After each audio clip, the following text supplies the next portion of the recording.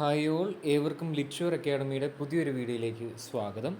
ഇന്നത്തെ ഈ ഒരു വീഡിയോയിലൂടെ നമ്മൾ പ്രധാനമായിട്ടും ഫോക്കസ് ചെയ്യാനായിട്ട് ആഗ്രഹിക്കുന്നത് HSST ഇംഗ്ലീഷ് എക്സാമിനേഷനുമായി ബന്ധപ്പെട്ടുള്ള കാര്യമാണ്. കേരള PSC HSST ഇംഗ്ലീഷിന് വേണ്ടിയുള്ള നോട്ടിഫിക്കേഷൻ വിളിച്ചു. അതിൻ്റെ കൺഫർമേഷൻ ഇപ്പോൾ മെയ് 18-നകം കൊടുക്കാനായിട്ട് പറഞ്ഞിരിക്കുകയാണ്. കൃത്യമായൊരു എക്സാം ഡേറ്റും വന്നിരിക്കുകയാണ്. മെയ് മാസം 29-ാം തീയതി ഈ പറയപ്പെടുന്ന post of higher secondary school teacher junior in English higher secondary education department നടത്തുന്ന ഈ ഒരു എക്സാമിലേക്ക് നോട്ടിഫിക്കേഷനൊക്കെ വന്ന് കൺഫർമേഷന് വേണ്ടി വെയിറ്റിംഗ് ആണ്. സോ നമ്മൾ പ്രധാനമായിട്ടും ഇന്നത്തെ ഈ ഒരു വീഡിയോയിലൂടെ ഡിസ്കസ് ചെയ്യുന്ന ആ HSST എക്സാമിന് വേണ്ടി കൃത്യമായി തയ്യാറെടുക്കുന്ന കുട്ടികൾ, അതായത് നിങ്ങൾക്ക് മുന്നിൽ ഇനി ഏകദേശം ഒരു 3 മാസം സമയം ഉണ്ടെന്ന് ഏകദേശം നമുക്ക് വേണമെങ്കിൽ പറയാം. കാരണം ഇന്ന് ചെയ്യുന്ന ഈ വീഡിയോ ചെയ്യുന്നത് മുതൽ ഏകദേശം ഒരു കഷ്ടി ഒരു 3 മാസം, ഏകദേശം ഒരു 70-75ഓളം ദിവസങ്ങളാണ് നിങ്ങൾക്ക് മുന്നിലുള്ളത്.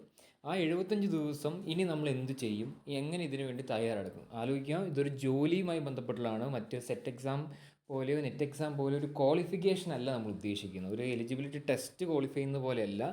ഈ ഒരു എക്സാം നമ്മൾ നല്ല മാർക്കോടുകൂടി പാസ്സാവുകയാണെങ്കിൽ നമുക്ക് ഉറപ്പായിട്ടും മെയിൻ ലിസ്റ്റിലേക്ക് കയറുകയും അതുവഴി ജോലിയിലേക്ക് കയറുകയാണ്. പിന്നെ നിങ്ങളുടെ ലൈഫ് ഏകദേശം സെറ്റായി തന്നെ പറയാം.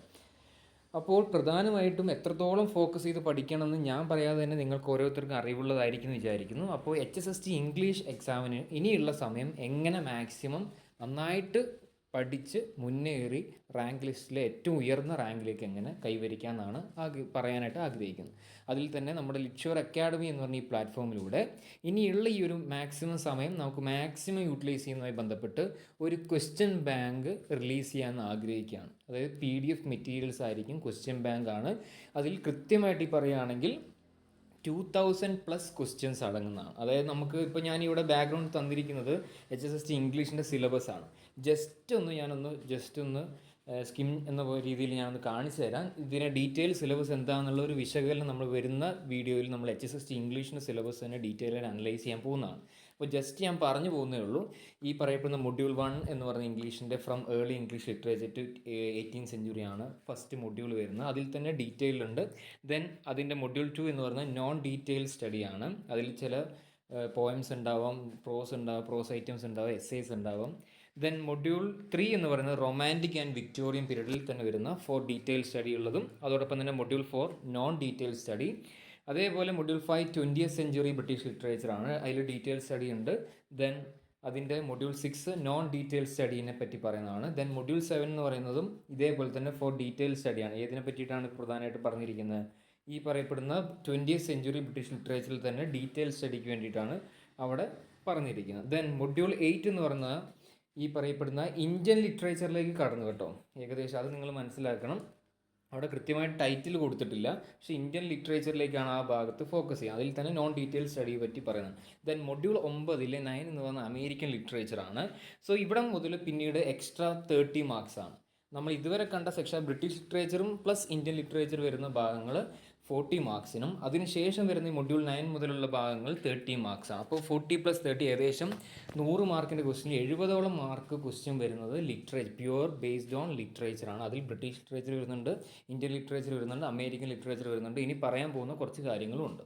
ദെൻ അതിൽ വരുന്ന മൊഡ്യൂൾ 10 എന്ന് പറഞ്ഞു കഴിഞ്ഞാൽ ഈ അമേരിക്കൻ ലിറ്ററേച്ചറിൽ തന്നെ വരുന്ന നോൺ ഡീറ്റെയിൽ സ്റ്റഡിയിൽ വരുന്ന ടെക്സ്റ്റുകളാണ്. മൊഡ്യൂൾ 11 എന്ന് പറഞ്ഞാൽ structure of English language and linguistics ആണ്. ELT പോലുള്ള സെക്ഷൻസ് എല്ലാം വരുന്ന ലിംഗ്വിസ്റ്റിക്സ് ഏരിയ ആണ് മൊഡ്യൂൾ 11 വരുന്നത്. ദെൻ മൊഡ്യൂൾ 12 എന്ന് പറഞ്ഞാൽ ELT, അതാണ് കുറച്ചും കൂടി ഫോക്കസ് ആയിട്ട് പറഞ്ഞത്, സ്പെസിഫിക് ആയിട്ട് ഇംഗ്ലീഷ് ലാംഗ്വേജ് ടീച്ചിങ്. മൊഡ്യൂൾ 13 എന്ന് പറഞ്ഞാൽ ലിറ്റററി ക്രിറ്റിസിസം ആൻഡ് തിയറി, പ്രധാനപ്പെട്ട ഒരു സെക്ഷൻ ആണെന്ന് ആലോചിക്കുക. ദെൻ പിന്നീട് വരുന്ന ലാസ്റ്റ് എനിക്ക് തോന്നുന്നു ഇംഗ്ലീഷിലെ മൊഡ്യൂൾ 14 ആണ് കൾച്ചർ സ്റ്റഡീസ്. അപ്പോൾ ഇത്രയാണ് പാർട്ട് 1, അതായത് പ്യുവർ ഇംഗ്ലീഷ് ലിറ്ററേച്ചർ ഏരിയ ആണ്. അപ്പോൾ കൃത്യമായി പറയുകയാണെങ്കിൽ 40 + 30 മാർക്സ് ആണ് ഈ ഒരു ഭാഗത്ത് മാത്രം വരുന്നത്. ദെൻ പാർട്ട് 2ലേക്ക് വരികയാണെങ്കിൽ ഒരു ജനറൽ പേപ്പറിൻ്റെ സെക്ഷനായിട്ടുള്ള ടീച്ചിങ് ആപ്റ്റിറ്റ്യൂഡ് 5 മാർക്കും ചോദ്യം വരുന്നുണ്ട്. റിസർച്ച് ആപ്റ്റിറ്റ്യൂഡ് 5 മാർക്കുള്ള ക്വസ്റ്റ്യൻസ് വരുന്നുണ്ട്. അപ്പോൾ മൊത്തം അത് 10 മാർക്കാണ്. അപ്പോൾ 70 + 10 80 മാർക്ക്. ഇനി നമുക്ക് ബാക്കിയുള്ള 20 മാർക്കിൽ ആദ്യത്തെ 10 മാർക്ക് വന്നിരിക്കുന്നത് വെച്ച് കഴിഞ്ഞാൽ part 3 salient features of Indian constitution area ആണ്. സോ ഇന്ത്യൻ കോൺസ്റ്റിറ്റ്യൂഷൻ, ഭരണഘടന എന്ന് പറയുന്നത് ഒരു ജനറൽ PSC ടോപ്പിക്കാണ്. അവിടെ നിന്ന് 10 മാർക്കും. ദെൻ പിന്നീട് വരുന്ന പാർട്ട് 4 എന്ന് പറയുന്ന general knowledge, current affairs and renaissance in Kerala. അതിൽ തന്നെ towards a new society, efforts to reform the society, അതിൽ തന്നെ സോഷ്യോ റിലീജിയസ് റിഫോം മൂവ്മെൻറ്റ്സ്, പ്രധാനപ്പെട്ട അതോടൊപ്പം തന്നെ അതിൻ്റെ women and social change, leaders of renaissance വളരെ പ്രധാനപ്പെട്ടതാണ് ഈ ഭാഗം. പിന്നെ കുറച്ച് ലിറ്റററി ഫിഗേഴ്സ്, ഇത്രയും ഭാഗങ്ങളിൽ നിന്നായിട്ട് ഒരു 10 മാർക്കിൻ്റെ ക്വസ്റ്റ്യൻസ്. അതായത് സാധാരണ ജനറൽ PSC നോക്കുകയാണ് കലാ കായികം ഭാഗങ്ങളിൽ നിന്നൊക്കെയാണ്, സ്പോർട്സ്, കല, സാംസ്കാരികം, ഈ പറയുന്ന സ്പോർട്സ് ഏരിയയിൽ നിന്ന് വരുന്ന ഒരു 10 മാർക്കാണ് ഈ ലാസ്റ്റ് സെക്ഷനിൽ പറഞ്ഞത്. അപ്പോൾ കൃത്യമായി പറയുകയാണെങ്കിൽ 100 മാർക്ക് എങ്ങനെയാണ് വിന്യസിച്ചിരിക്കുന്നത് നമ്മൾ ഏകദേശം കണ്ടു. അപ്പോൾ ഇതിൽ കൃത്യമായിട്ട് ഈ കംപ്ലീറ്റ് 100 മാർക്കിനുള്ള ക്വസ്റ്റ്യനും ഇല്ലെങ്കിൽ 100 മാർക്കിനുള്ള ചോദ്യം ചോദിക്കാനുള്ള ഏരിയ മനസ്സിലാക്കി അടങ്ങുന്ന ഈ കൃത്യമായ സിലബസിലെ ഓരോ പോയിൻറ്റ്സ്, അതിപ്പോൾ ഡീറ്റെയിൽ സെക്ഷൻ ആവാം, നോൺ ഡീറ്റെയിൽ സെക്ഷൻ എന്നുള്ളതാവാം, അതെല്ലാം കൃത്യമായി ഫോക്കസ് ചെയ്തിട്ടുള്ള MCQ ടൈപ്പ് ക്വസ്റ്റ്യൻസ് ആണ് നിങ്ങൾക്ക് ഈ ഒരു ക്വസ്റ്റ്യൻ ബാങ്കിൽ നമ്മൾ പ്രൊവൈഡ് ചെയ്യാനായിട്ട് ആഗ്രഹിക്കുന്നത്. നിങ്ങൾ ആലോചിക്കണം, 2000+ ക്വസ്റ്റ്യൻസ് ആണ്, 2000-ലധികം ക്വസ്റ്റ്യൻസ് അടങ്ങുന്ന ഒരു ക്വസ്റ്റ്യൻ ബാങ്കാണ് കൊടുക്കുന്നത്. നിങ്ങൾ ആലോചിച്ച് നോക്കുക, ആ 2000-ലധികം ക്വസ്റ്റ്യൻസ് നിന്ന് നിങ്ങളുടെ യഥാർത്ഥ ഈ ഒരു HSST എക്സാമിൽ ഒരു 40-50 ക്വസ്റ്റ്യൻസ് വന്നു എന്ന് ആലോചിച്ച് നോക്കിയാൽ ജസ്റ്റ് അതിൽ തന്നെ നിങ്ങൾ 2000 എത്രത്തോളം ഇനി ക്വസ്റ്റ്യൻസ് മാക്സിമം പ്രാക്ടീസ് ചെയ്യാൻ പറ്റുന്നോ അത്രയും നിങ്ങൾ സേഫാണ്. കാരണം ഇപ്പോൾ നിങ്ങൾ ഏകദേശം എനിക്ക് തോന്നുന്നു റെഗുലർ ബാച്ചൊക്കെ പല അക്കാഡമിയിലും ജോയിൻ ചെയ്ത് കൃത്യമായി പഠിച്ച ഒരാളായിരിക്കാം. അപ്പോൾ ആ പഠിച്ചതിൻ്റെ അടിസ്ഥാനത്തിൽ ഇനി നിങ്ങൾ ചെയ്യേണ്ടത് മാക്സിമം ക്വസ്റ്റ്യൻസ് പ്രാക്ടീസ് ചെയ്യുക എന്നുള്ള ഓപ്ഷനാണ് നിങ്ങൾക്ക് മുന്നിലുള്ളത്. നിങ്ങൾക്കുള്ള ഈ മുന്നിലുള്ള ഈ 3 മാസം എന്ന് പറഞ്ഞാൽ നിങ്ങൾ നിർബന്ധമായിട്ടും മാക്സിമം ഒരു ദിവസം ഒരു 100 ക്വസ്റ്റ്യനെങ്കിലും അറ്റ്ലീസ്റ്റ് പ്രാക്ടീസ് ചെയ്യുക. പ്രാക്ടീസ് ചെയ്യുക എന്ന് പറഞ്ഞാൽ അറ്റ്ലീസ്റ്റ് കേൾക്കുക, ഇല്ലെങ്കിൽ വായിക്കുക, ഇല്ലെങ്കിൽ അത് കൃത്യമായിട്ട് നിങ്ങളൊരു എക്സാം പോലെ കണ്ടക്ട് ചെയ്ത് സ്വയം നടത്തുക. അങ്ങനെ എത്രത്തോളം മാക്സിമം ക്വസ്റ്റ്യൻസ് അറിയാൻ പറ്റുന്നോ, പ്ലസ് അതിൻ്റെ സൈഡ് വഴി നിങ്ങൾ വായിച്ചതും ഇതുവരെ പഠിച്ചതും കണ്ടിന്യൂ ചെയ്ത് പോവുക. അപ്പോൾ ക്വസ്റ്റ്യൻസിന് വളരെയധികം പ്രാധാന്യം ഇനിയുള്ള ഈ ഒരു സമയമുണ്ട്. അത് മനസ്സിലാക്കിയിട്ടാണ് നമ്മൾ ഈ ഒരു ബാച്ച് ക്വസ്റ്റ്യൻ ബാങ്ക് എന്ന രീതിയിൽ പ്രൊവൈഡ് ചെയ്യാനായിട്ട് ആഗ്രഹിക്കുകയാണ്. 2000+ ക്വസ്റ്റ്യൻസ് അടങ്ങുന്ന ഈ ഒരു ക്വസ്റ്റ്യൻ ബാങ്കിലേക്ക് നമ്മൾ കൃത്യമായ ഫീസ് പറയുകയാണെങ്കിൽ 1000 രൂപ മാത്രമാണ് അതിലൊരു ക്വസ്റ്റ്യൻ ബാങ്കിലേക്ക് ഈ ഒരു അക്കാഡമി, ഈ ഒരു കോച്ചിങ്ങിലേക്ക് നമ്മൾ വാങ്ങുന്നുള്ളൂ. നിങ്ങൾ ആലോചിച്ച് നോക്കി, HSST പോലുള്ളൊരു ജോബ് ഓറിയൻറ്റഡ് ആയിട്ടുള്ള ഡയറക്റ്റ് ജോബിലേക്ക് കടക്കുന്ന ഒരു എക്സാമാണ്. അപ്പോൾ ഈ ഒരു അവസരം കൃത്യമായ രീതിയിൽ വിനിയോഗിക്കുക. കാരണം കൂടുതൽ ഒരു ബാച്ചിലേക്ക് നമ്മൾ കൂടുതൽ ആൾക്കാർ ഉൾപ്പെടുത്താനായിട്ട് ആഗ്രഹിക്കുന്നില്ല. കുറച്ച് ഒരു ലിമിറ്റഡ് സീറ്റ്സ് മാത്രമേ ഉള്ളൂ. ആ ഒരു PDF മെറ്റീരിയൽസ് അത്രത്തോളം ആൾക്കാർക്ക് ഷെയർ ചെയ്യാനായിട്ടാണ് നമ്മൾ ആഗ്രഹിക്കുന്നത്. അപ്പോൾ ആദ്യം ജോയിൻ ചെയ്യുന്ന ആ കുറച്ച് പേരെ നമ്മൾ ഇതിൽ ഉൾപ്പെടുത്തി അവർക്ക് കൃത്യമായി ഫോക്കസ് കൊടുത്ത് അവർക്ക് മാക്സിമം ക്വസ്റ്റ്യൻസ് എല്ലാം പ്രൊവൈഡ് ചെയ്ത് HSST ക്ലിയർ ചെയ്ത് കൊടുക്കുക എന്നുള്ളതാണ് നമ്മുടെ അക്കാഡമി എന്ന ഭാഗത്ത് നമ്മൾ ആഗ്രഹിക്കുന്നത്. അപ്പോൾ മാക്സിമം ഈ ഒരു അവസരം നിങ്ങൾ വിനിയോഗിക്കുക. അപ്പോൾ ആദ്യം ജോയിൻ ചെയ്യുകയാണെങ്കിൽ കൃത്യമായി അതിനുള്ള ഫോക്കസൊക്കെ കൊടുത്ത് പഠിപ്പിക്കാനായിട്ടാണ്, പ്രത്യേകിച്ച് ക്വസ്റ്റ്യൻസൊക്കെ ഷെയർ ചെയ്യാനായിട്ടാണ് നമ്മൾ ആഗ്രഹിക്കുന്നത്. അപ്പോൾ നിങ്ങൾ മനസ്സിലാക്കേണ്ട കാര്യം, ഈ സിലബസിൽ നിങ്ങൾ കേരള PSC നൽകിയിരിക്കുന്ന ഈ സിലബസിൽ പറഞ്ഞിരിക്കുന്ന എല്ലാ ടെക്സ്റ്റുകളെയും കൃത്യമായി ഫോക്കസ് ചെയ്യുന്ന രീതിയിലുള്ള ക്വസ്റ്റ്യൻസ് ആണ് ഉണ്ടാവുക.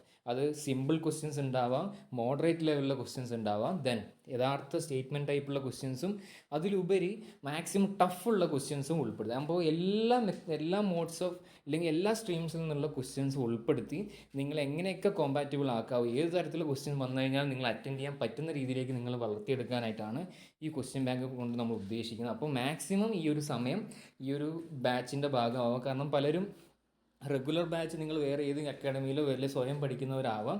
പക്ഷെ നിർബന്ധമായിട്ട് എൻ്റെ ഒരു അഭിപ്രായത്തിൽ നിങ്ങൾ ക്വസ്റ്റ്യൻ ബാങ്കിലെ ക്വസ്റ്റ്യൻസ് പ്രൊവൈഡ് ചെയ്യുന്ന ഈ ഒരു സമയം മാക്സിമം ഈ ഒരു ബാച്ചിൻ്റെ ഭാഗമായി തീരുക. അത് നിങ്ങൾക്ക് യൂസ്ഫുൾ ആയിരിക്കും. കാരണം റാങ്ക് മേക്കർ ക്വസ്റ്റ്യൻ, അതിലെന്താ റാങ്ക്, അതായത് നിങ്ങൾക്ക് സാധാരണ ഇപ്പോൾ എല്ലാവരും പഠിച്ചു പോകുന്നത് സിലബസിലെ പ്രധാനപ്പെട്ട കാര്യങ്ങളായിരിക്കാം. പക്ഷേ അതിൽ നിന്നും വ്യത്യസ്തമായ രീതിയിലുള്ള ചോദ്യങ്ങൾ എങ്ങനെ അഭിമുഖീകരിച്ച് ഉത്തരത്തിലേക്ക് എത്താം, അതായിരിക്കും ചിലപ്പോൾ നിങ്ങളുടെ റാങ്ക് തീരുമാനിക്കുന്നത്. സോ റാങ്ക് ഡിറ്റർമിനിങ് ക്വസ്റ്റ്യൻസ് അടങ്ങുന്ന ഈ ഒരു ബാങ്കിലേക്ക് അല്ലെങ്കിൽ ഈ ഒരു ബാച്ചിലേക്ക് എത്രയും പെട്ടെന്ന് ജോയിൻ ചെയ്യുക. അതുവഴി നിങ്ങൾക്ക് ഭാവിയിൽ നല്ലൊരു കരിയർ ബിൽഡ് ചെയ്ത് നല്ലൊരു ലൈഫ് മുന്നോട്ട് ഉണ്ടാക്കാനായിട്ട് സാധിക്കട്ടെ എന്ന് ആശംസിക്കുന്നു. സോ ഈ ഒരു വീഡിയോയുടെ പ്രധാനപ്പെട്ട ഉദ്ദേശം എന്ന് പറയുന്നത് ലിറ്റ്ഷുവർ അക്കാഡമി എന്ന ഓൺലൈൻ പ്ലാറ്റ്ഫോമിലൂടെ HSST ഇംഗ്ലീഷ്, പ്രത്യേകിച്ച് HSST ഇംഗ്ലീഷ് ലിറ്ററേച്ചർ വരുന്ന സെക്ഷനും പ്ലസ് ഈ പറഞ്ഞ ജനറൽ നോളജ് വരുന്നതും കറണ്ട് അഫയേഴ്സ് വരുന്നതും മറ്റെല്ലാ സെക്ഷൻ അടങ്ങുന്ന ഈ 100 മാർക്കിൻ്റെ ഏരിയയിൽ നിന്നുള്ള ക്വസ്റ്റ്യൻസ് കൃത്യമായി 2000-ലധികം ക്വസ്റ്റ്യൻസ് അടങ്ങുന്ന ഒരു ക്വസ്റ്റ്യൻ ബാങ്ക് നമ്മൾ പ്രൊവൈഡ് ചെയ്യുകയാണ്. അപ്പോൾ അതിലേക്ക് ജോയിൻ ചെയ്യാനായിട്ട് നിങ്ങൾക്ക് താല്പര്യമുണ്ടെങ്കിൽ ഈ ഒരു അവസരം വിനിയോഗിക്കുക. കൃത്യമായ രീതിയിൽ ഞാൻ പറഞ്ഞ ഈ വീഡിയോയിൽ തന്നെ പറഞ്ഞ ഫീസാണ് നമ്മൾ വാങ്ങുന്നത്. അപ്പോൾ മാക്സിമം ഈ സമയം കൃത്യം വിവേകപൂർവ്വം ഒരു തീരുമാനം എടുക്കുക. സോ ഇറ്റ്സ് ബൈ ഫ്രം ലിറ്റ്ഷുവർ അക്കാഡമി. Thank U.